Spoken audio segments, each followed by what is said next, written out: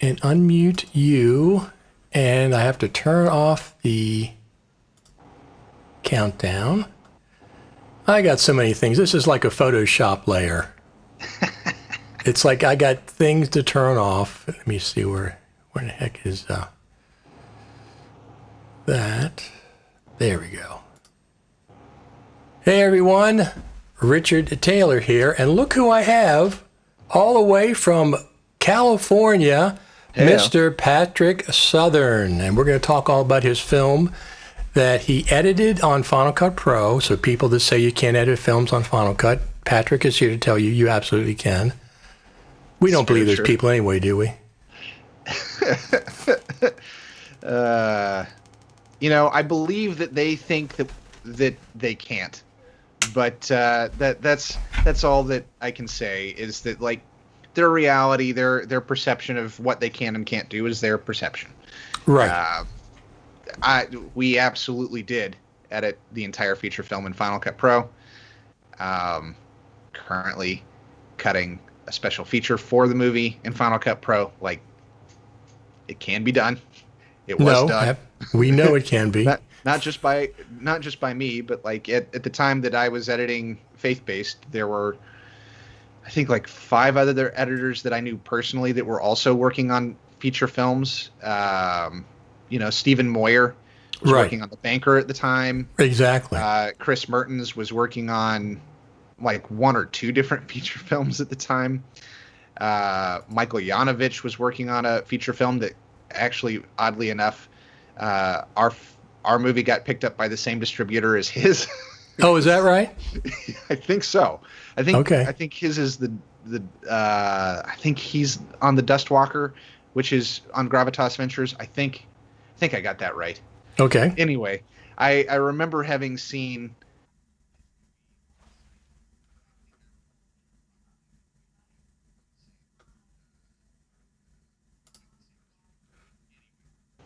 and Jordan Maltby was working on a feature film at the time. Jordan's always working on a feature film in Final Cut.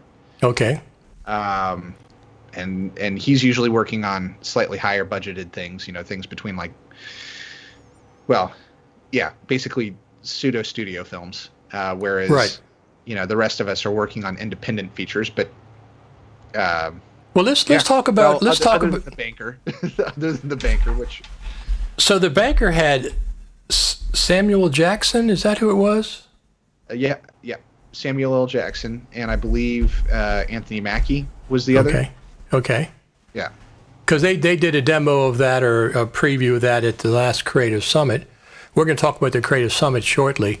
So let's talk about your movie, Faith-Based. So who was really behind that? Who was like the person who the script and got all the pieces together? Who was the main person? Is that you? No. The main creative minds behind Faith-Based, it's a production company called Lone Suspect, a trio of Vince Michelli, who was the director of the film, Luke Barnett, who was the writer and stars in the film as a character named Luke, and Tanner Thomason, who helped with shaping of the story and producing and that sort of.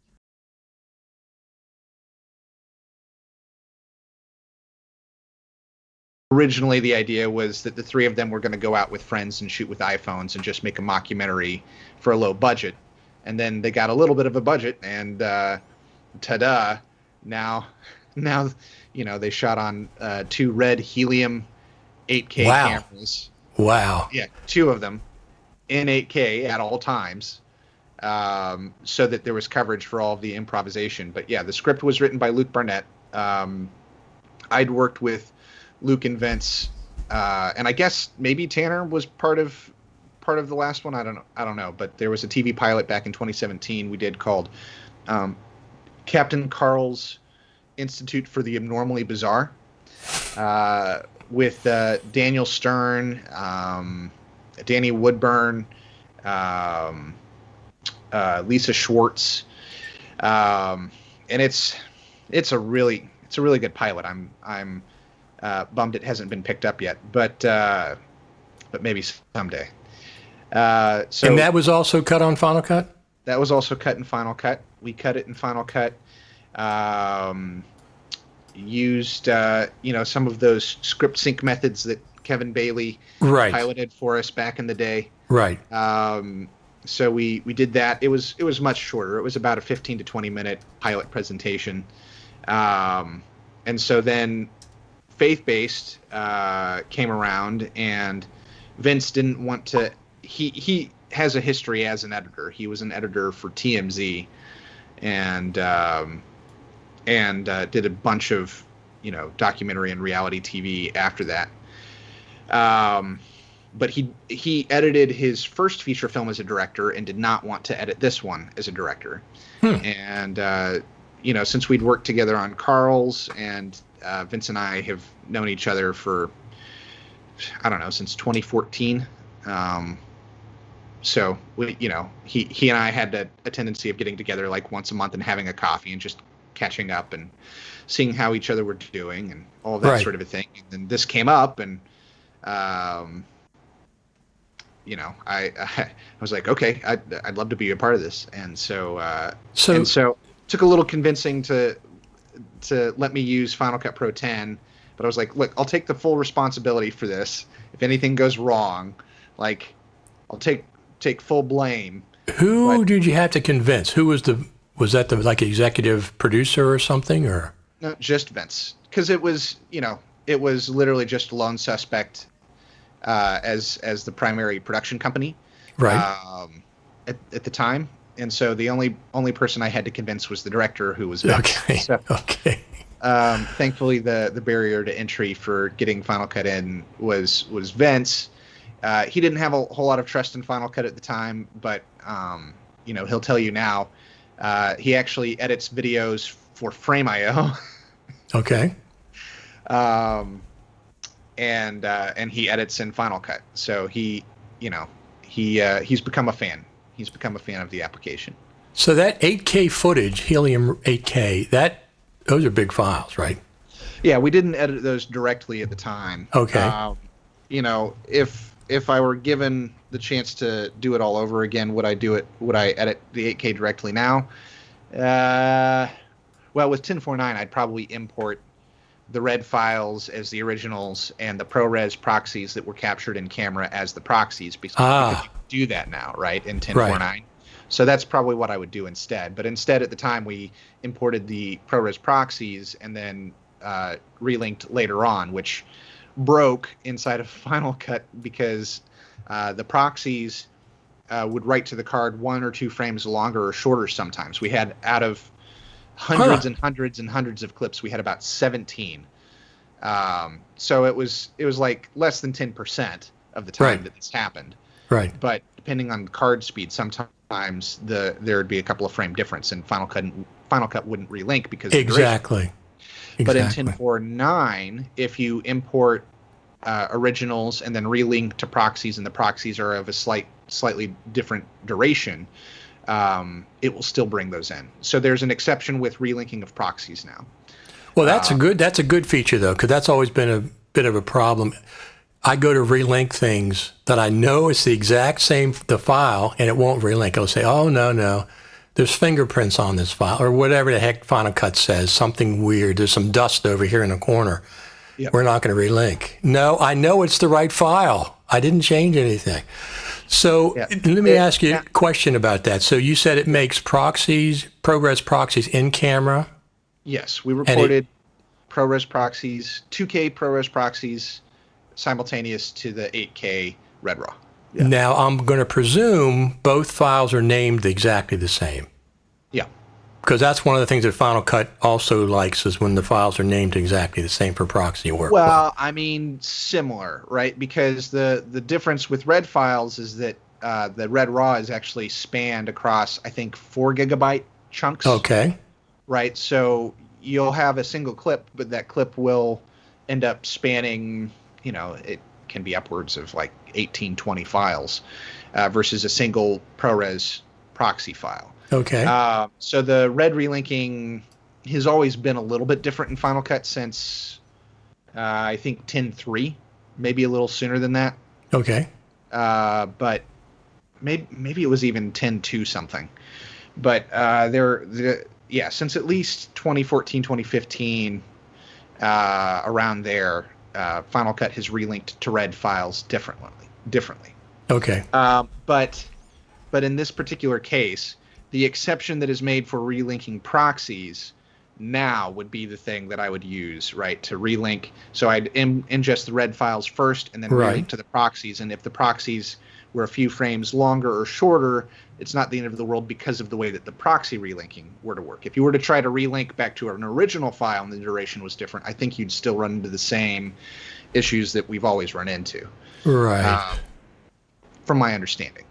Well, that makes sense. So I bet you wish you had 1049 when you were working on the film.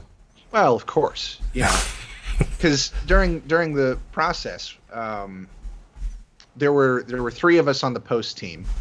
There was myself, Trevor Horton, who is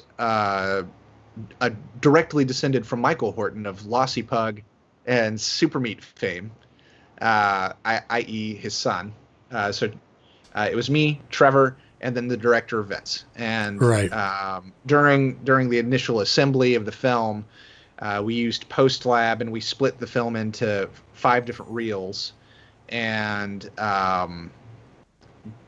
we had 5 different reels for the scene libraries, where each scene was represented by an event, and we would cut the entire reel from those scene events.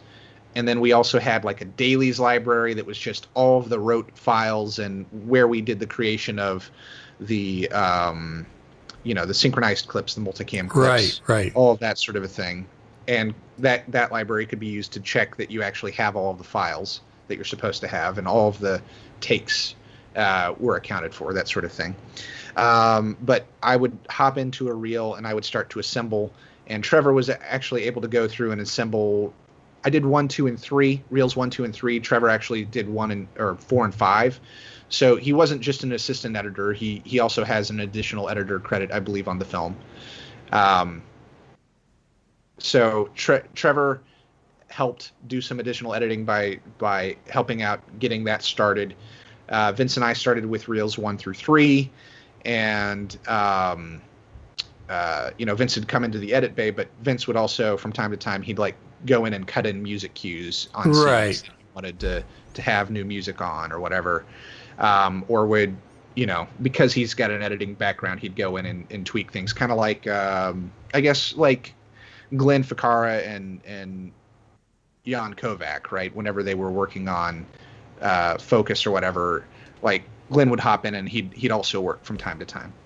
So Vince would also help in the edit process. So it was me, Trevor, and Vince. So I can't really take credit as the sole editor of the film. There were 3 people who actually touched handles and made cuts and all of that. But yeah, I mean,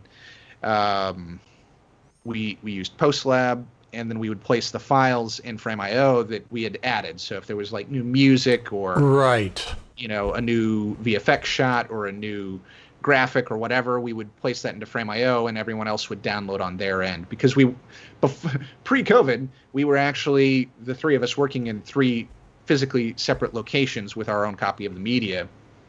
And what would have been nice with 1049, and part of the reason part of the reason we made the update to our Frame.io workflow extension is because I needed to be able to pull files in as efficiently as possible, right? So the fact that we can now pull in the proxies from Frame.io, pull files directly from Frame.io into Final Cut, and Final Cut handles the download in the background. Like, all of those improvements were pain points that we had in faith-based, and so I pleaded with Travis Bogosian at Frame.io. Dear Travis, can we please remedy some of these things?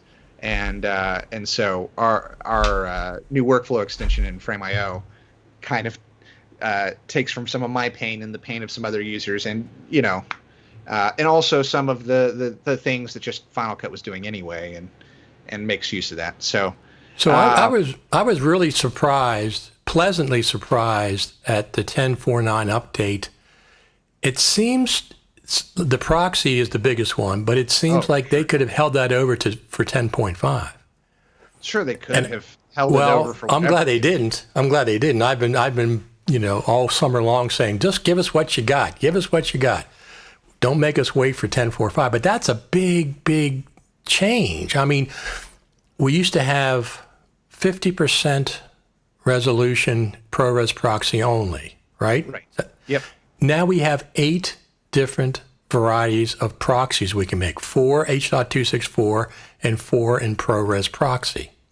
Yeah, So- well, that's it. That's not taking into consideration that, you can either do a percentage of the size or you can actually just choose a specific resolution.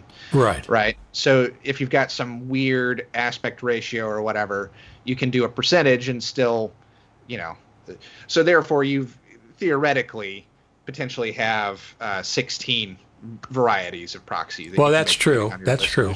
Yeah. But yeah, you've got all of those flavors. You've got proxy relinking. You've got proxy preferred mode, so that if you don't have proxies for, your files that are only HD, but you've got proxies for your 8K footage. Right. That's always been a big frustration for me on the documentary Absolutely. side, right? But they misnamed that. They should call it mixed media timeline. That's what I call it. Right? That's what it is. Yeah, well, to a certain degree, the difference being that if both a proxy and an original file exist for a file, it will prefer the proxy over the original. So Okay. I think that there is that piece does get communicated through the name. Okay. That makes sense. But I just call it mixed media because you can do proxy. That's one of the things I said. I shoot 4K. Okay. My proxies are 1080p. Why can't I play my 1080p proxies with some other 1080p material? Well, now I can in the timeline. Now you can. Yeah, Now I it is, can. It is really a mixed representation timeline, and I do really enjoy that mode. As a big proponent of the cloud, working at a cloud based company, I'm also a big fan of the fact that Final Cut is now able to import media from remote locations, right? The fact that they're able to, previously, I don't know if people notice this, but I've talked to you about this so many times, Richard. I don't know if I've done it on a live call or not at this point, but the fact that you can, previously you could only import through the Frame.io extension directly to your drive, and then you could pull your clip over. Well, now the download's not being handled by Frame.io's workflow extension. The download's being handled by Final Cut.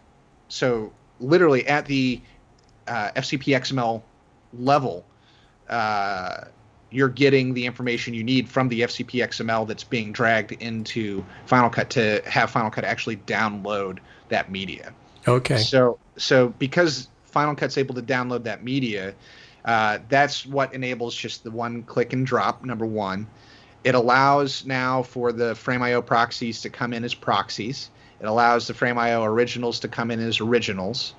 And there's also that ability. I'm sure you've run into, while you're doing an import, something gets interrupted somehow and it says camera missing or whatever. Right. With the remote media, if you're importing and something gets disrupted, they actually have a re-download remote media menu option. Very cool. Right? Very cool. Yeah. So if you lose internet connectivity or something like that, you can, reinitiate that download process. So anyway, I'll stop going on and on about all the things I'm excited about for the new proxy features in 10.4.9. But no, that's the biggest thing. So I keep going back to this. So when you relink proxies, do they have to be named the same as the master file? Because in the past they had to have the same name, maybe not .mov or .mp4, but the rest of it had to be the same. Do they have to be named the same in order to relink? I think they have to have a lot in common, but I do know, I have been able to get, I'll go into compressor and use a compressor preset and re-encode through compressor. Mm-hmm. And to enable that workflow, it does, in fact, now relink something that's got a different suffix. So you can have A009, C001, and then append Apple ProRes 422 HD, the name of the preset exactly. or whatever. So, well, that's good. Those will link. But I don't know that you could. I don't know that you could just, a file that's like C009 couldn't relink to something that says Andy's birthday party. Right. Those two probably are not going to.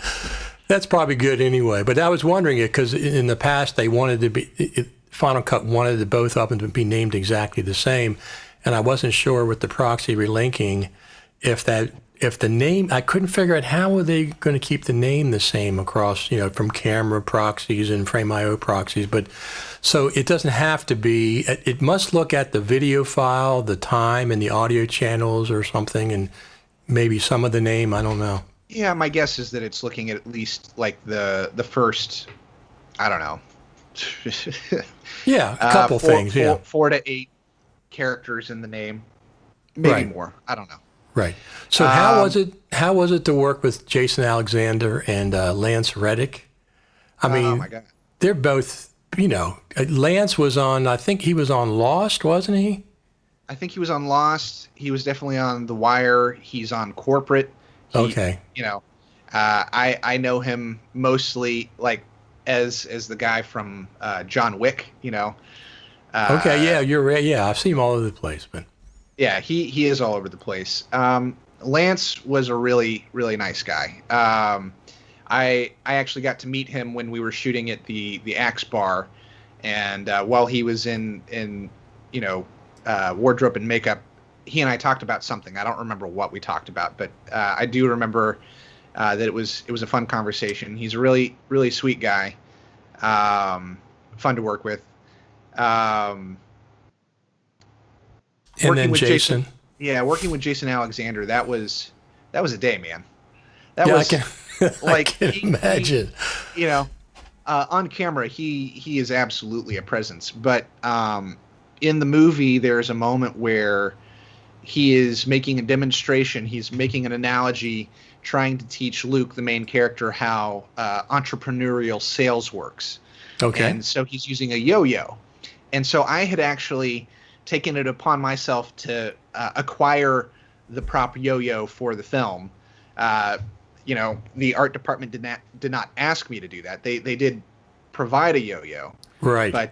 But they provided a yo-yo, and I provided 2 other yo-yos for Jason to try, and he picked one of my 2 yo-yos. But I ended up coaching Jason on how to do around the world, which was one of the tricks he had to do on camera. So okay. He told me that if I so desired, I could take a credit as assistant to Mr. Alexander in the movie. And I said, I think I'll keep to editor, but thank you. But he was a really, really nice guy. The edit bay on set was very often right next to the makeup chair. And so there was a lot of time where Lori, the makeup artist, would be talking to whatever actor was there. And so I would sometimes turn around and hop in on the conversation. So there was a lot of time in the edit bay near the actors. And so Jason actually did, I think one of the things that stuck with me most was I've got an appreciation for magic. You've met Michael Yanovich, right? Yes. Yeah. Michael is a member of the Magic Castle in Hollywood and has a penchant for magic as well. And so does Jason. And Jason and I actually talked about his time doing a Mentalism Act at the Magic Castle. And he walked through what his process was and how it was that he ended up getting awarded. I don't remember exactly what the award was, but he was recognized by the magicians of the castle for his Mentalism Act, even though it was a trick that every magician knew how to do it. But the way that he wrapped it up, sure. The way he told a story with it, the way he engaged the audience, transformed the way that the trick worked. So the fact that he had his acting experience really helped fuel making the magic even more magic, right? Because magic isn't just about the mechanics of the trick; it's about the story that you're telling. Just sure, kind of absolutely, absolutely. kind of like the process of editing video, right? Yeah. No, Michael and I sat next to each other at the Creative Summit, the Apple presentation last year. Oh, Yanovich? Yeah, he's been on my show. Were you at the Creative Summit last year? Yanovich at the bar at the Juniper pulled out a deck of cards and started doing magic. Were you there for that? I probably filmed it. I filmed the whole time we were in that bar. If you're talking about the big event, the social? No, not the big event. Just, okay. That side bar. Yeah. One night, I think it was maybe after the official social or whatever. Okay. I remember specifically Yanovich was there. Well, that's it. Now I have to get him back on and show me some tricks. Yeah. Anyway, so yeah, Jason talked about magic while we were on set. The nerd inside of me was very excited. What kind of storage did you have for 8K files? Did we have RAIDs, I presume? Well, we had 3 different storage types. We had the jellyfish as our primary storage because Trevor and I were both working. We were sitting next to each other. He was logging and I was editing, or we were both logging, or because in addition to actually editing the film while it was being shot, we were also packaging dailies in Final Cut and sending them up to Frame.io so that Vince, the director, could review the dailies, because we didn't have a script supervisor. So he was using the dailies to see, what did wardrobe look like?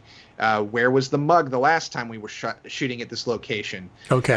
What did the hair look like? How was the performance on either side of this pickup? How do we make sure that we get a performance that's in the same, mood and tone? So he had access to the dailies, and we were usually about 4 hours behind camera, right? So camera would dump off a card, and then we'd have dailies up for Vince in about 4 hours after the card dump. And as you know, Michael Cioni and the innovation team at Frame.io are now working on making that daily process instant. So, making instantlies as opposed to dailies. But we were able to get the dailies up, and then Trevor and I were working off of the jellyfish. So we had the jellyfish going. We had an OWC Thunder Bay as a backup. Okay. We had a third G drive that was backing up just the proxies, because we knew that we wanted to have 3 representations of the media to work off of. And then we would also back up all of the camera originals to LTO tape. So we had an LTO machine making noise during the entire production.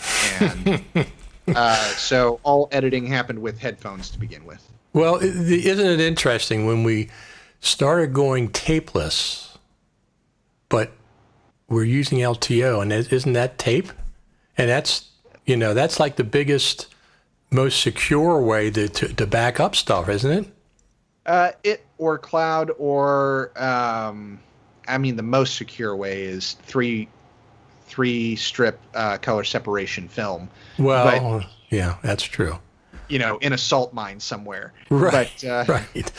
That's what they have it for, the not the National Archives, but the other place down in Virginia. Library of Congress. Library of Congress. Yeah, they have some kind of gigantic place down there that just has all the films ever made in the entire, at least the United States. So it's some kind of a all big... the ones that have survived, right? There's plenty of nitrate film from the early 1900s and late 1800s that's just gone. But I'm glad that they do that. The problem with any of those is that, that mine could collapse. Hopefully you've got multiple copies. That's why. Absolutely. And that's actually why cloud might actually have an advantage over all of those, is because somebody is constantly buying drives, is constantly replacing bad drives, is constantly upgrading, and oftentimes your stuff is stored across multiple data centers, so there's parity across data centers. Right. So, right. If an EMP were to go off, or somehow that server farm got destroyed, then you'd still have, a wildfire comes through, a tornado, an earthquake. Right. All this stuff. Or pandemic. Yeah, well, Thankfully, the pandemic doesn't touch the ones and zeros too much. Hopefully. Well, I guess we can say that safely. So this time of year, typically, we're getting ready for the Final Cut Pro Creative Summit. And I really miss not going to that this year because we get to see each other in person. We used to go to Armadillo Willie's or the Boulanger across the courtyard to have breakfast, coffee and bagels, and go out to dinner and stuff. And this year, because of the situation, they're having a virtual one. They're calling it the Global Virtual Summit, which will be, go ahead. That's great, but it's still sad, right? Like there have been at least 2 times this year that I would have seen you, Richard. Right. NAB. And the Creative Summit. I would have seen you at least those 2 times this year. Right, absolutely. And I really miss it, Patrick. I really, miss seeing everybody. Especially, I'm from the East Coast. You guys probably see each other being on the West Coast in somewhat proximity. I mean, Frame IO's based in New York. Good for the East Coast. So, but you guys that are in LA, you have your own Final Cut Pro cabal over there, from what I understand. Well, I mean, there is a small contingent, right? Small cabal, but it's not, it's not the same as getting to see you and Tony Gallardo, right? And getting to see, just all of our friends. Chris Fenwick, absolutely. Fenwick lives up north. It's not this. It's just not the same. We've got friends from all over the world. Frankly, yes, absolutely. Not just all over the country, all over the world. And getting to see Felipe is always great. It's always great to see. Oh my goodness, there are so many people that I'm forgetting. Elias from Russia. Alex Gallner when he shows up. Yep. Thomas Grove Carter whenever he shows up, which is rare, but. Well, he was at NAB a couple of times, and he was at 1 or 2 Creative Summits. Yeah. So the good thing is, Patrick, when they have I don't know if they've announced the dates yet. I don't know if they've announced the dates, but it's it's going to be this typical presentation that Future Media has, quality stuff, people presenting, doing things, but I'm curious as if Apple's going to present. That's what. That would be fantastic. That would be a highlight for me of this virtual one. If Apple is going to present, that would be really cool. I mean, because that's one of the biggest reasons that I came to those was for the Apple presentations every year, right? I mean, the Apple presentations were usually pretty cool. Right. I will say my personal reason for going was to be near my friends. No, absolutely, absolutely, because it's not the same. I don't care if you have 20 people in a Skype chat or whatever. It's not the same. I can't buy you coffee. I can't buy you a bagel. We can't sit down at breakfast and have coffee together and talk about all kinds of things. We can't go nerd out in the lobby and all pile around Felipe while he shows us some crazy weird workflow that he's figured out that works, right. And we're like, how? But you did, and how did you do that? Right. They were all sitting at that one place where the fireplace is in the Juniper. One time it was Chris Fenwick and Felipe and Jaspers, Bill Davis, and a bunch of them. And I walked up to him with my phone. I was filming them. Yeah. And I said, hey, look at this. I have a Brains app. It's going off the charts. You guys are just sending the Brains app off the charts. But I remember I saw that video. It was pretty funny. Well, here's the thing. I have probably 10, 15 hours of Creative Summits over the last 4 years.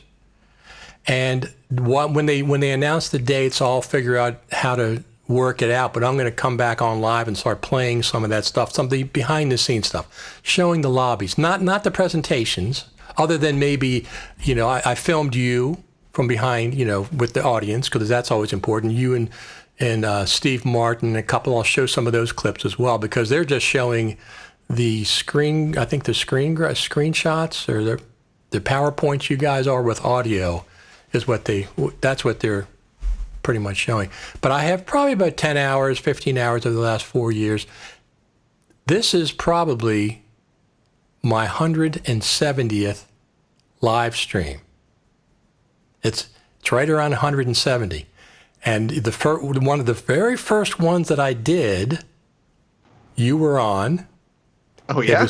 Yes, it was Facebook Live when you guys came up to my hotel room. It was you, Bill Davis, and oh my God! that was Brad. That was probably the very first time that I live streamed, and that was the first Creative Summit that I was involved with. So, oh, sorry. There you go. Lost my network for half a second. Yeah. So I just, speaking of that, I just put in a new router, Wi-Fi router, and now I'm redoing all my cabling in the house. I'm going, everything's Cat 6 now. I don't need Cat 6, but I figure why not? The difference in price is negligible. Yeah.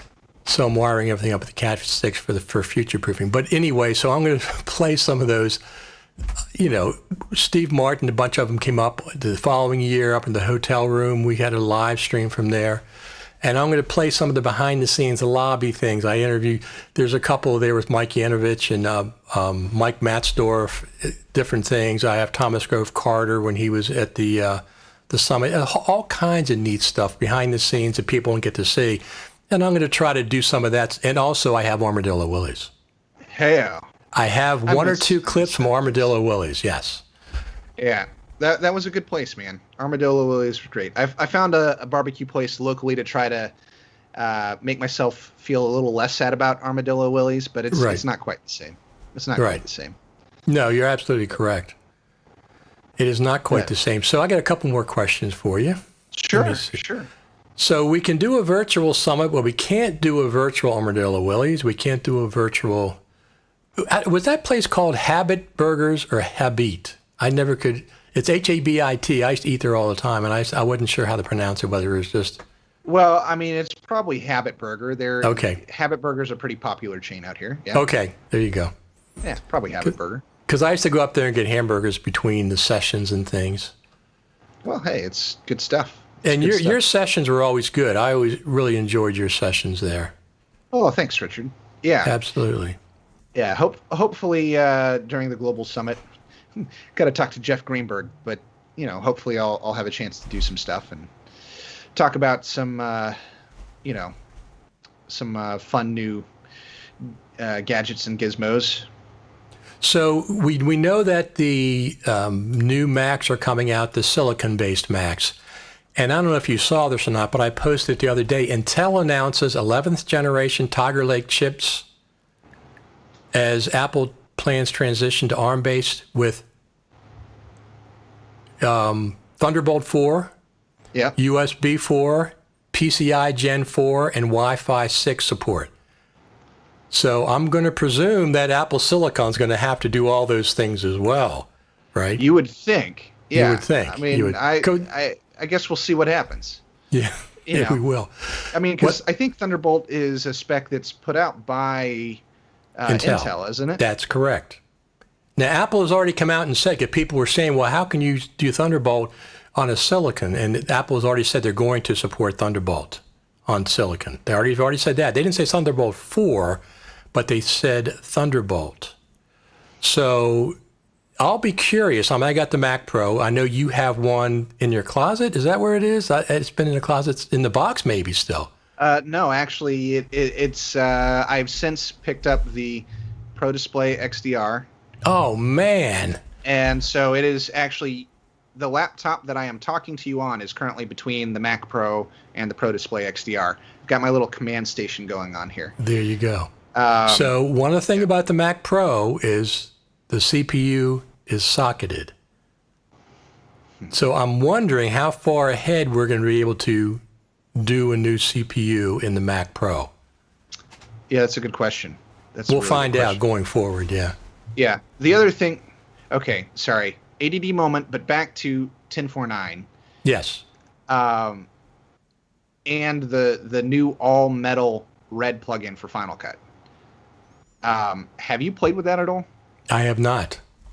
So I have been able to play back 8K Red Raw at better quality at full resolution on the Pro Display XDR without dropping frames. Wow.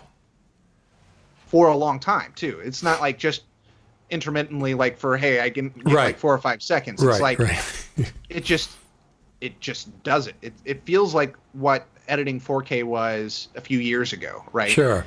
Where there's like maybe some lack of responsiveness compared to current 4K, but the 8K cuts pretty well. It cuts pretty well. So the fact that they were able to leverage both the GPU and CPU for debayer and whatever using metal, like it's just way more efficient. It's just way more efficient, and I'm really excited about that. So speaking of that, we've talked about. As a matter of fact, you were on when B-Raw and ProRes Raw were having the Raw Wars. And now we have controls for ProRes Raw in Final Cut. For supported cameras. How does that work? So does the camera have metadata that Final Cut gets that says we supported it? It seems kind of. I'm not sure how the coding works. I just know that, some cameras have controls for everything. Some have controls for some, but not the others. For example, you might have control over ISO and exposure, Okay. but you don't have control over color temperature. Okay. I didn't know that was camera dependent. I had no idea. Yeah. So I think, Richard, we're seeing why they didn't put this out there initially was Okay. because ProRes Raw is the only RAW codec that supports multiple manufacturers, right? Right. That's Arri true. Raw is only supported in Arri That's true. products. Blackmagic Raw is only supported in Blackmagic products. Red Raw is only supported in Red products. ProRes Raw is supported across Sony, Canon. That's a great point, Patrick. Cam, DJI.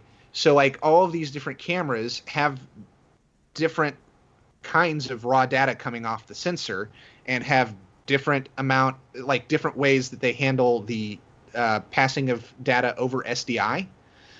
So they may or may not pass everything over SDI.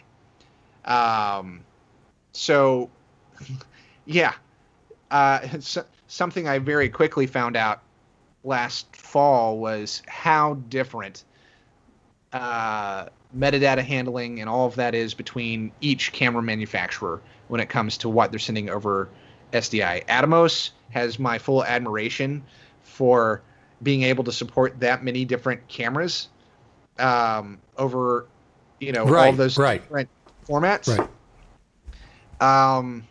Yeah, absolutely they do. And so the fact that ProRes Raw varies from camera to camera does not surprise me at all, having worked with the camera manufacturers a little bit.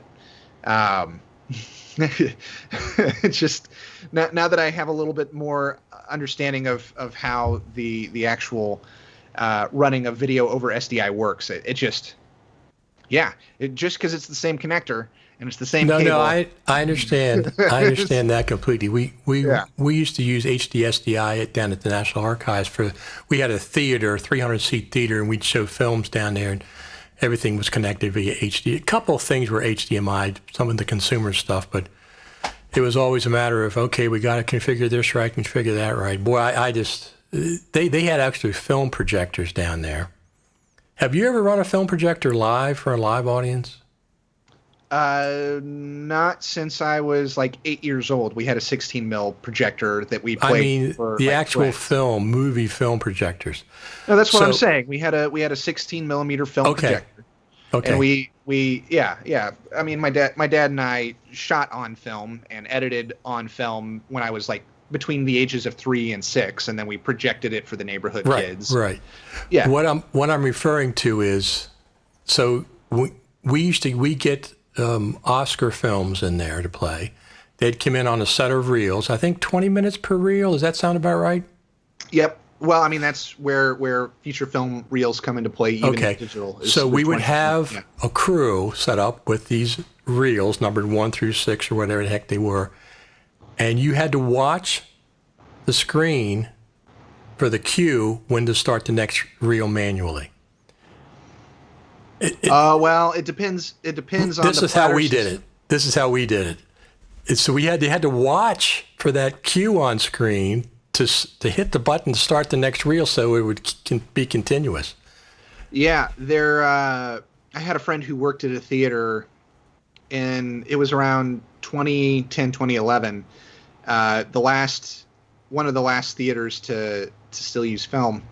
And they actually had big enough platters that he would just have to splice the reels together. Okay. Yeah, we had that too, some kind of a big spaghetti thing that would go all around the room, and yeah. That's true. They did do that sometimes, but so there were ways to splice the reels together.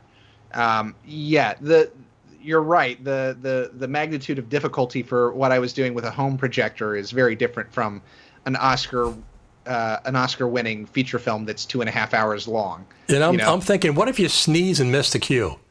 What do you do? I sneezed. Did it go off? Do I press the button now? It's just, I stayed away from that as much as possible. I stick to digital editing upstairs in my edit suite as much as possible.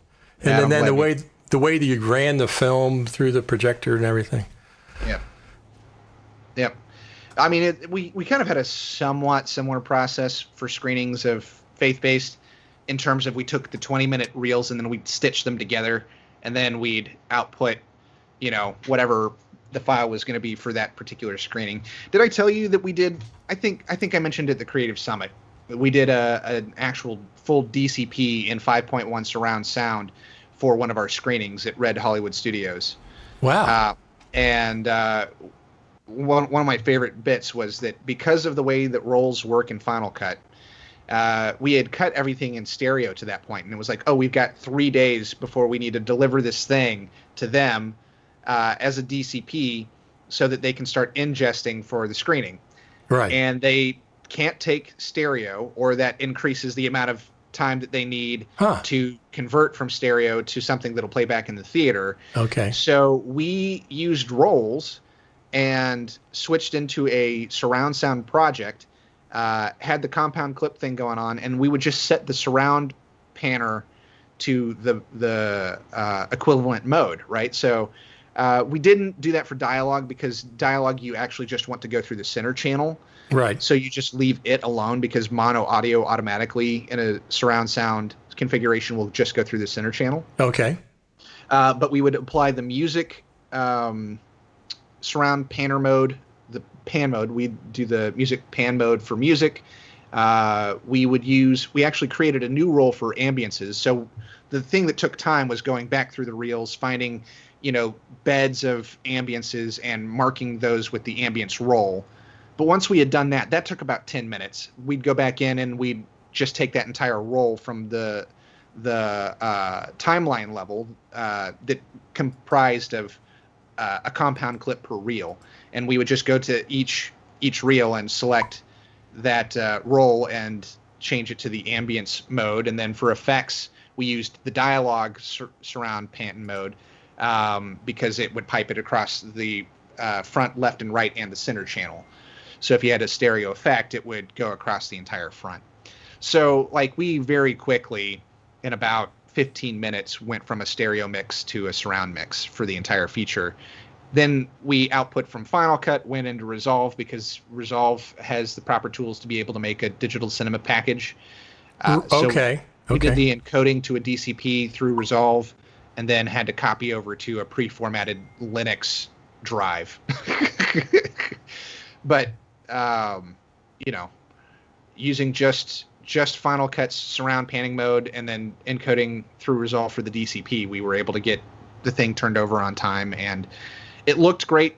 But because we were monitoring in stereo, right, we didn't notice that the back speakers were a touch hot. So advice, if anybody's going to try to make a surround mix without actually being able to listen in the surround, make sure you turn down those back speakers more than you think you should, because the audience is usually sitting closer to those than they are to the speakers at the front of the room in a theatrical environment. So when you're doing a surround mix, do you have to have, is it 6 discrete channels of audio?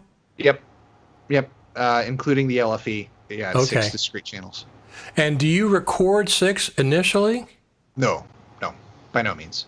Okay. No, we'd record more tracks of audio, right? Okay. More, I guess, more, yeah, because you do a polywave, you do a mic each person's mic gets recorded. Okay, gotcha. Right, separately, Gotcha. but ultimately the dialogue just routes to the center, and usually you're taking a stereo music track, panning it across the entire thing, taking stereo ambiances, and then panning them across the back part of the surround. So you're taking stereo or mono sources and just making decisions about how to pan it across the surround field for the most part. There are going to be, in doing a surround mix for a screening, there might be some effects that need to move in a certain way across the screen. Right, of course. Right, because there was an effect where there was a biker who rides from screen left to screen right in front of the camera, while we're in a velodrome, which is one of the scenes in Faith Base takes place at an Olympic velodrome, an Olympic training center, and so we had this bike sound effect that I added that adds sound to him panning from left to right. So there's like moments like that, but for the most part, you don't want to distract people with your surround mix. You just want them to feel immersed, right? And whenever you think about background sound, well, it's behind you, and the things that should be front and center are literally front and center, and then there are some stereo effects that happen in the front, left, and right speakers, and then music, should envelop you all the way around. So that's absolutely. Anyway, that's a very long diatribe on, hey, audio rolls in Final Cut make going from stereo to surround super easy. That's good to know. I like to see some improvements, though, going forward. I know they're not done with audio. I mean, sure. I mean, I think we'd all love to have the ability to like crank the roll level effects and volume without having to create a compound clip. Like exactly. I think every single one of us want absolutely, especially audio guys. Though I mean, I love faders. I love faders. In work.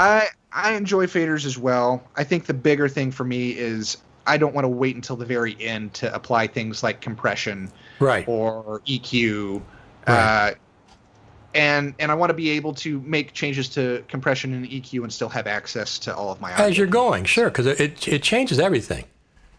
Yeah, it does. It does change everything, and the bigger thing is I don't know if you've ever had to jump, even if you're in the mastering phase and you jump from the compound clip inside.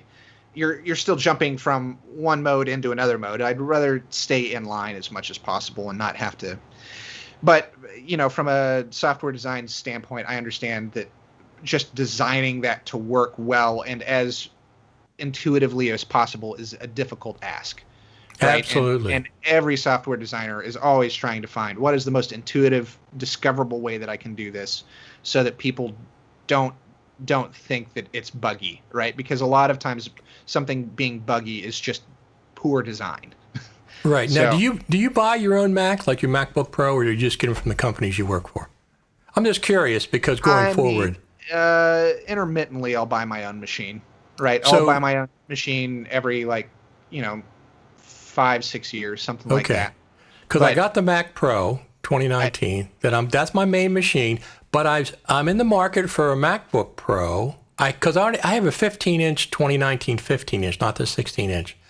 So that I will wait for the Apple Silicon, but I'm not going to buy it on day one. I'm going to see what the real world results are for Apple Silicon versus Intel. Yeah. It's just because, it's an interesting time going forward. Absolutely. Yeah. By the way, when we were talking about 10.4.9, I know you're going to be surprised, but I really like the social media, the way they've done social media. I do. I like the mechanics of it. I like this physics. I haven't used it yet, but I like that it's there if I need it. If I do have a client that's going to need a vertical video or a square video, I just like the way that they've incorporated that. Yeah. I cut a few social media focused videos for Frame.io. Briefly, I took an afternoon to do it. And Smart Conform was extremely helpful in terms of just using AI and machine learning to automatically find the subject of the image and pop it into place across the entire timeline. Of course, there were some adjustments here and there, but right, of course. But here's the thing: when I first saw that at WWDC, and I saw that, so And it said, AI, and it said, I'm thinking, okay, it's going to follow the person on screen automatically. That's what I was thinking when they said AI. Okay, that's pretty cool. I would love that. It doesn't do that currently, but no. That would be pretty cool.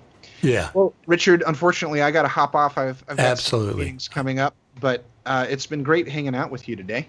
Absolutely, Patrick. Everybody was excited you were coming back on. And let's definitely touch base during the Creative Summit period, just so we have, keep that going year after year. Hey, why not? Richard, it's always good to see you, sir. Thank you very much, Patrick. All right. Bye-bye. Talk to you later. All right.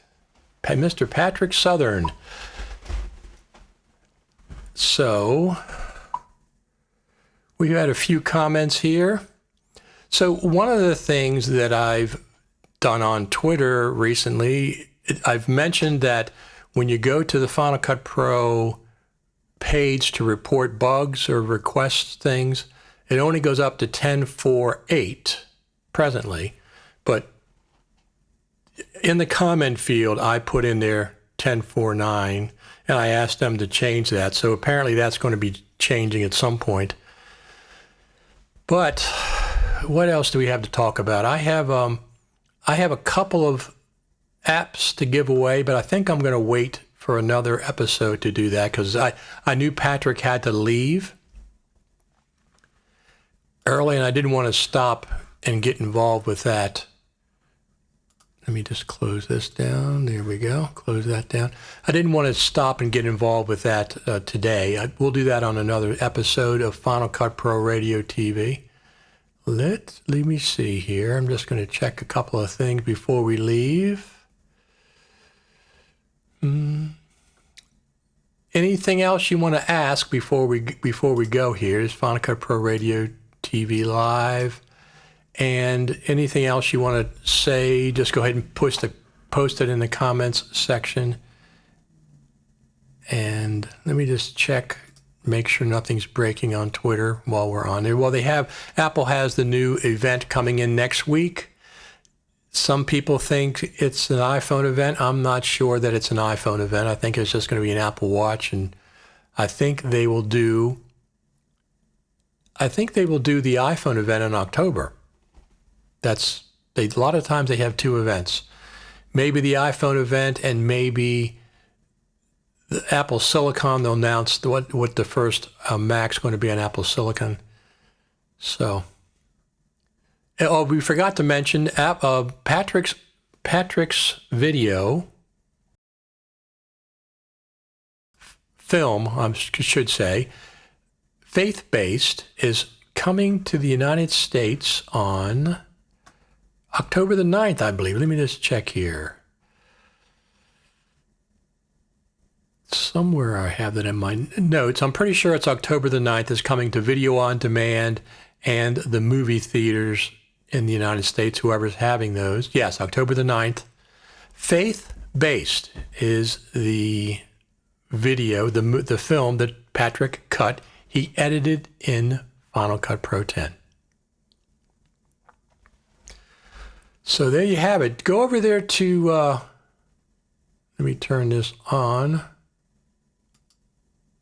Go over there to youtube.com, Richard Taylor TV, and subscribe. I'm going to be doing a few tutorials coming up on there that I will be posting, and they're going to be about Final Cut Pro 10.4.9. Not the same thing that everybody else has already posted. It's going to be short, single-shot videos that I'm going to be doing specifically for one or two things that either people have covered, but it's a little confusing, or they didn't do a good job. It's not very clear. But I'm going to do a few of those coming up in the future. So if you subscribe over there at youtube.com, Richard Taylor TV, then you'll be notified when I go live with the new videos. Here is the desk today. Look, there's a picture of me over there on the phone. Here's the usual stuff. We didn't get any phone calls today, but next time we'll get one. I'm going to head out of here, everyone. Thanks for tuning in. Final Cut Pro Radio TV Live. This is around show 170.